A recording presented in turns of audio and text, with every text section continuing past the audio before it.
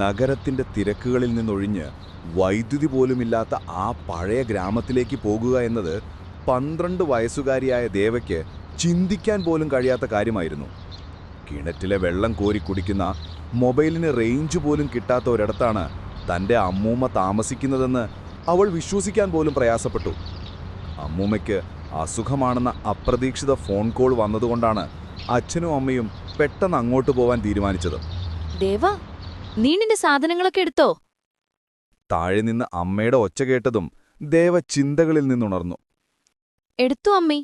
അവൾ മടിയോടെ ബാഗുമെടുത്ത് ഓടി താഴേക്കിറങ്ങി കാറിൽ കയറി. നഗരത്തിലെ വെളിച്ചവും ബഹളവും പതിയെ മാഞ്ഞു തുടങ്ങി. വലിയ കെട്ടിടങ്ങൾ പിന്നിലായി. പകരം ഇരുളും മരങ്ങളും മാത്രം കൂട്ടിനെത്തി. മണിക്കൂറുകൾ നീണ്ട യാത്ര ദേവയെ മടിപ്പിച്ചിരുന്നു. റോഡിലെ തെരുവു വിളക്കുകൾ അപ്രത്യക്ഷമായി. കൂറ്റൻ മരങ്ങൾ റോഡിലേക്ക് ചാഞ്ഞു നിൽക്കുന്ന വിജനമായ കൊടും വനപാതയിലൂടെയായി കാറിന്റെ യാത്ര. പുറത്തു കൂരിരുട്ടാണ്. ദേവയും അനിയനും ക്ഷീണം കൊണ്ട് മയക്കത്തിലേക്ക് വഴുതി വീണു. പെട്ടെന്ന് അച്ഛൻ സർവ്വശക്തിയുമെടുത്ത് ബ്രേക്ക് ചവിട്ടി. ടയറുകൾ റോഡിൽ ഉരയുന്ന ഭീകര ശബ്ദത്തോടെ കാർ നിന്നു. ആ കുലുക്കത്തിൽ ദേവയും അനിയനും ഞെട്ടിയുണർന്നു. എന്താ എന്താ പറ്റിയേ? അമ്മ പേടിയോടെ ചോദിച്ചു. ദേവ മുന്നോട്ട് നോക്കി. കാറിന്റെ ഹെഡ്ലൈറ്റിന്റെ വെളിച്ചത്തിൽ കണ്ട കാഴ്ച അവളുടെ രക്തം മരവിപ്പിക്കുന്നതായിരുന്നു. റോഡിനു കുറുകെ ഒരു വശത്തു നിന്ന് മറുവശത്തേക്ക് കിടക്കുന്ന ഒരു ഭീമാകാരനായ കരിമൂർഖൻ. സാധാരണ പാമ്പുകളെക്കാൾ 4 ഇരട്ടി വലിപ്പമുണ്ടായിരുന്നു അതിന്. കാറിന്റെ വെളിച്ചം കണ്ടതും അത് പത്തി വിടർത്തി ഒന്ന് ചീറ്റി. അതിന്റെ കണ്ണുകൾ ഇരുട്ടിൽ തിളങ്ങുന്നുണ്ടായിരുന്നു. അച്ഛൻ വിറയ്ക്കുന്ന കൈകളോടെ ഗിയർ മാറ്റി കാർ സാവധാനം പാമ്പിനെ വെട്ടിച്ചു മുന്നോട്ടെടുത്തു. പിന്നീടുള്ള യാത്രയിൽ ആരും മിണ്ടിയില്ല. നേരം പുലരാറായപ്പോഴാണ് അവർ ഗ്രാമത്തിലെത്തിയത്. ആദ്യ കാഴ്ചയിൽ ആ ഗ്രാമം അതിമനോഹരമായിരുന്നു. റോഡിനിരുവശവും പച്ച വിരിച്ച നെൽപ്പാടങ്ങൾ, തെളിഞ്ഞ വെള്ളമുള്ള അരുവികൾ. എന്നാൽ വഴിയിൽ കണ്ട ഗ്രാമവാസികൾക്ക് എന്തോ ഒരു പ്രത്യേകതയുണ്ടായിരുന്നു. ആരും ചിരിക്കുന്നില്ല. എല്ലാവർക്കും വിളറി വെളുത്ത മുഖവും കുഴിഞ്ഞ കണ്ണുകളുമാണ്. അവർ പണി നിർത്തി നിർവികാരമായ കണ്ണുകളോടെ കാറിലേക്ക് നോക്കുന്നത് കണ്ടപ്പോൾ ദേവയ്ക്ക് പേടി തോന്നി. അവർ തറവാട്ടിലെത്തി. വലിയ മതിലുകൾക്കുള്ളിൽ ഇരുളിൽ മുങ്ങി നിൽക്കുന്ന ഭീമാകാരമായ പഴയ വീട്. വരാന്തയിലേക്ക് കയറിയതും വാതിൽ തുറന്ന അമ്മൂമ്മ പുറത്തേക്ക് വന്നു. കയ്യിൽ മിന്നിമറയുന്ന ഒരു പഴയ എണ്ണവിളക്കുണ്ടായിരുന്നു. ആദ്യത്തെ ദിവസം വലിയ കുഴപ്പങ്ങളില്ലാതെ കടന്നുപോയി. ഗ്രാമത്തിലെ നിശബ്ദതയോട് ദേവ പതിയെ പൊരുത്തപ്പെട്ടു തുടങ്ങി.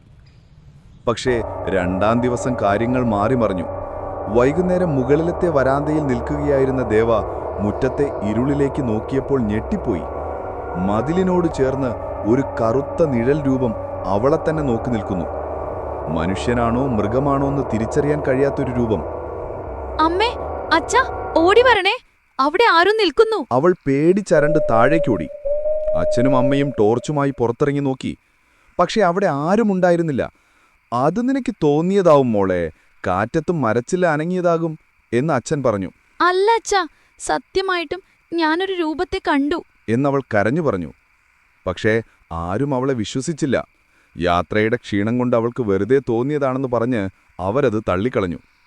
3ാം ദിവസം രാത്രിയാണ് എല്ലാം മാറിമറിഞ്ഞത്. വീട്ടിൽ സ്ഥലം കുറവായതുകൊണ്ട് ദേവയ്ക്ക് കിടക്കാൻ മുകളിലത്തെ നിലയിൽ തനിക്കൊരു മുറിയാണ് കിട്ടിയത്. അച്ഛനും അമ്മയും അനിയനും താഴത്തെ മുറിയിലായിരുന്നു. തലേ ദിവസം കണ്ട കാഴ്ചയോർത്തപ്പോൾ അവൾക്ക് ഒറ്റയ്ക്ക് കിടക്കാൻ പേടിയുണ്ടായിരുന്നു. പക്ഷെ വേറെ വഴിയുണ്ടായിരുന്നില്ല. പാതിരാത്രിയായപ്പോൾ മുറിയിൽ വല്ലാത്തൊരു തണുപ്പനുഭവപ്പെട്ടു. പെട്ടെന്ന് കട്ടിലിന്റെ ഒരു വശത്ത് ആരോ വന്നിരുന്നതുപോലെ മെത്ത താഴുന്നത് അവൾ അറിഞ്ഞു. ദേവയുടെ ശ്വാസം നിലച്ചുപോയി. മുറിയിൽ ആരോ ഉണ്ട്, അതും അവളുടെ തൊട്ടടുത്ത്. തലേ ദിവസം കണ്ട ആ രൂപം തന്നെയാകുമോ? ധൈര്യം സംഭരിച്ച് പുതപ്പിന്റെ ഇടയിലൂടെ അവൾ കണ്ണു തുറന്നു നോക്കി. കട്ടിലിന്റെ അറ്റത്ത് മുടി അഴിച്ചിട്ട ആ ഭീകരമായ ആ രൂപമിരിക്കുന്നു. അത് സാവധാനം അവളുടെ നേരെ തിരിഞ്ഞു. മുഖമില്ലാത്ത ആ രൂപം കണ്ടതും ദേവ അലറി വിളിച്ചു. ആ രൂപം അവളുടെ നേരെ പാഞ്ഞു വന്നു. ദേവ കട്ടിലിൽ നിന്ന് ചാടി എഴുന്നേറ്റ് വാതിലിന് നേരെ ഓടി. എന്നാൽ വാതിൽ തുറക്കാൻ കഴിയുന്നില്ല. ആ നിഴൽ രൂപം അവളുടെ പിന്നാലെ എത്തിയിരുന്നു. അതവളുടെ കൈകളിൽ പിടിച്ചു വലിച്ചു. മൂർച്ചയുള്ള നഖം കൊണ്ട് ദേവയുടെ കയ്യിൽ ആഴത്തിൽ മാന്തി കീറി. വേദന കൊണ്ടവൾ പുളഞ്ഞു. അമ്മേ, അച്ഛാ, രക്ഷിക്കണേ! എന്നവൾ സർവ്വശക്തിയുമെടുത്ത് നിലവിളിച്ചു. ആ രൂപം അവളെ വലിച്ചിരുട്ടിലേക്ക് കൊണ്ടുപോകാൻ ശ്രമിച്ചു. പെട്ടെന്ന് അവൾ കണ്ണു തുറന്നു. ദേവ കിതച്ചുകൊണ്ട് ചുറ്റുനോക്കി. അവൾ കിടക്കുന്നത് ഗ്രാമത്തിലെ പഴയ വീട്ടിലല്ല, മറിച്ച് നഗരത്തിലെ തൻ്റെ സ്വന്തം വീട്ടിലെ മുറിയിലാണ്. ഫാൻ കറങ്ങുന്ന ശബ്ദം കേൾക്കാം. ജനലിലൂടെ വെയിലടിച്ച് കയറുന്നുണ്ട്. അമ്മോ, അതൊരു സ്വപ്നമായിരുന്നോ? അവൾ നെഞ്ചിൽ കൈവച്ച് ആശ്വാസത്തോടെ നെടുവീർപ്പിട്ടു. കട്ടിലിൽ നിന്ന് എഴുന്നേറ്റ് അവൾ മുഖം കഴുകാൻ കണ്ണാടിയുടെ മുന്നിൽ പോയി നിന്നു. മുഖം തുടയ്ക്കുന്നതിനിടയിലാണ് അവൾ അത് ശ്രദ്ധിച്ചത്. അവളുടെ വലത് കൈയിൽ ചോര വാർന്നൊലിക്കുന്ന ആഴത്തിലൊരു മുറിവ്.